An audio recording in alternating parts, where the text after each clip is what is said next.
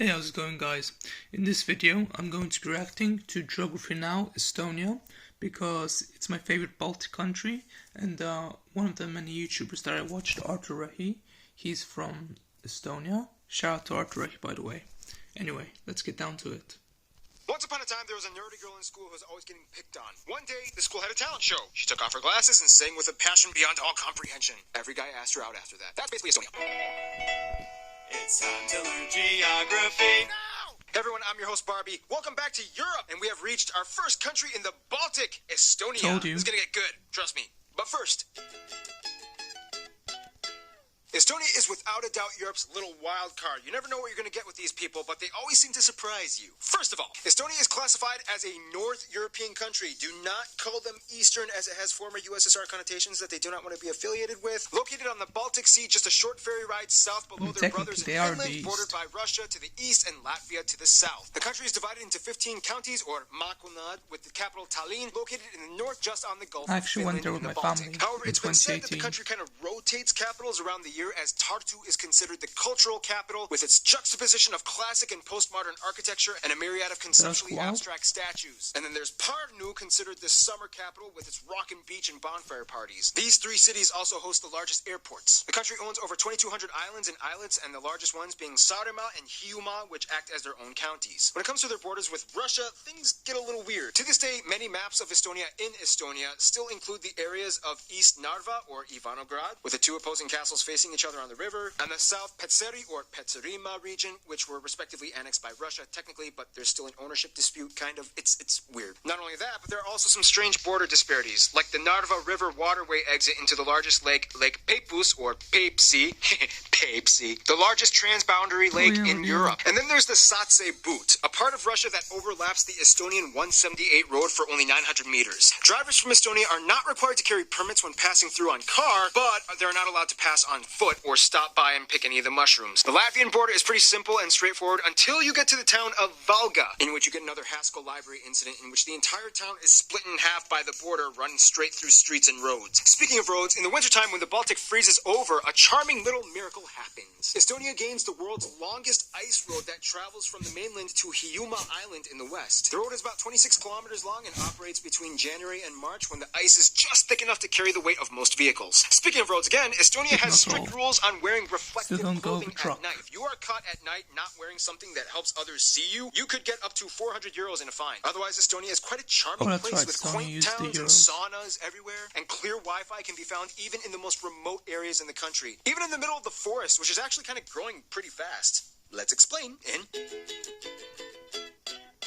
Okay, I didn't really think it was going to be this easy, but one way you can remember what Estonia is like is that it's really actually kind of stony. Found in the lush forests and meadows, Estonia is actually home to more giant boulders than any other European nation, over 60 of which have diameters over 30 meters wide, all of which protected by the government. Not only that, but Estonia also has more meteorite craters per square kilometer than anywhere else in Europe for some reason. The most notable ones being the Kali craters on Saaremaa Island, and the massive 8-kilometer wide Neugrund crater under the sea with impact residue pieces found all over the coast of Osumar in the north. And not only that, but Estonia is also Europe's largest shale oil producer, second in the world after China, with most of the rocky deposits found along the north and northeastern parts of the country. By the way, little side note, Shale oil is an unconventional source of fuel in which the oil is trapped in rock fragments and extracted in a process that adds hydrogen to remove impurities. Simply put, Estonia is pretty lush and beautiful. They're actually going through a reforestation phase right now, partially thanks to the declining population, in which now over half of the entire country, some numbers estimate over 60%, is covered in forest. Estonia is generally flat. I mean, the highest point, Suurmunamägi, or Egg Mountain, is only 318 meters tall, and at over 1,400 they have a ton of lakes and even more small ponds. The rest of the country is comprised of open bogs, fens, and wetlands. They're never short in supply of fresh, boggy mud.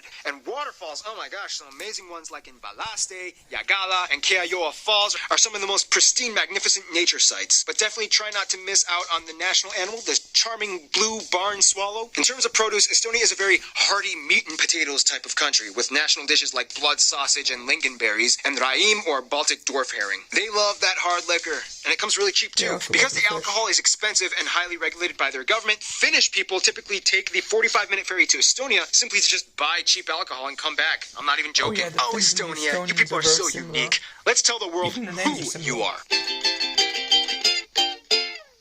Estonia, you want so bad to be labeled as Nordic. You're so close, but yeah, not quite there. First of all, the country has about 1.3 million people and has seen a 19% population decline in the past 2 decades. The country is made up of nearly 70% of people that identify as ethnically Estonian, about 23% of the country is Russian, and the remainder are mostly Ukrainians, Finns, and other people groups. The national currency is a euro. They use the type F outlet and drive on the right side of the road. Estonians speak Estonian, a Uralic-based language in the same group as Finnish. Hungarian is technically a far-off distant cousin that they kind of lost contact with. Almost every Estonian I talked to has said that they can probably understand Finnish better than the Finns can understand them. Yeah, due to the fact that they have regular access to Finnish TV, whereas the Finns don't have Estonian. If they listen very hard, they might be able to have like a very basic conversation with each other. However, to speed things up, they usually just speak English. By the way, Estonia is fairly English-friendly as it is taught in schools, and most of the younger generation can carry on a decent conversation. Now, culture-wise, Estonia may be small, but is packed with detail. First of all, throughout history, they were either subject to the Danes, Swedes, and the Germans, or the Russians, until finally they gained independence from the Soviet Union in 1991, literally by singing. Seriously. In 1987, Estonia was the first Soviet republic to defy the Soviet army, and they started to gather in huge crowds and spontaneously started singing Estonian national songs, which were strictly forbidden. And without any bloodshed,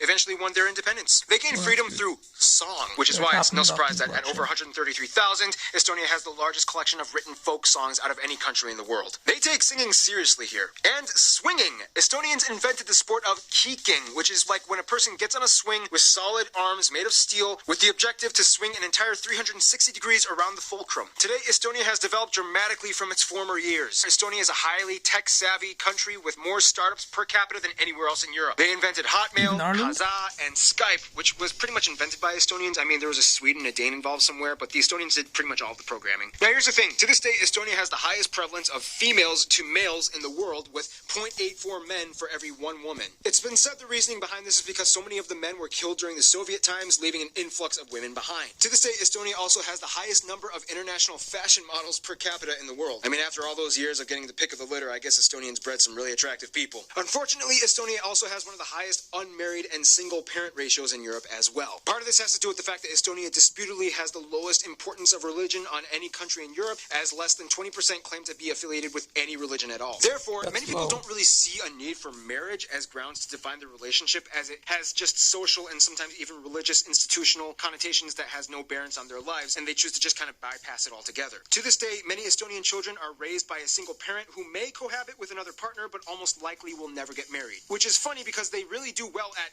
wife-carrying competitions. We'll explain more about that in the Finland episode. But we will talk more about Finland in... Could be next so since video the fall I of the Soviet Union, Estonia has pretty much re-revolutionized the entire way that they engage with outsiders. In 2004, they joined the European Union and quickly gained ties to the Nordic countries that they've longed to unite with for like forever. Iceland was actually the first country to recognize their independence, and Estonians to this day even consider themselves Nordic, although the term is kind of debatable with other Nordic countries. Again, after the fall of the Soviet Union, Estonia actually kind of still kept close ties with all the other former states that also gained independence, like in Central Asia, Kazakhstan, Uzbekistan, as well as the Caucasus regions, Azerbaijan, Armenia, and Georgia. It was kind of like, hey, remember the old days when big old Russia used to control us? Well, not anymore. High five, bro! Lithuania and Latvia are kind of like the two friends that they used to play with in the sandbox when they were kids, but then they kind of grew up and kind of stopped hanging out. Lithuania and Latvia are kind of like, Estonia, just accept the fact that you are Baltic, not Nordic. Join us! Their best friends, however, would have to be Finland. Finland is kind of like the bigger brother that has always loved his little sister, but hated seeing her get tossed around from empire to empire. They share the same cultures and general life values and have always been there for each other as the last surviving Uralic peoples on the planet. In conclusion,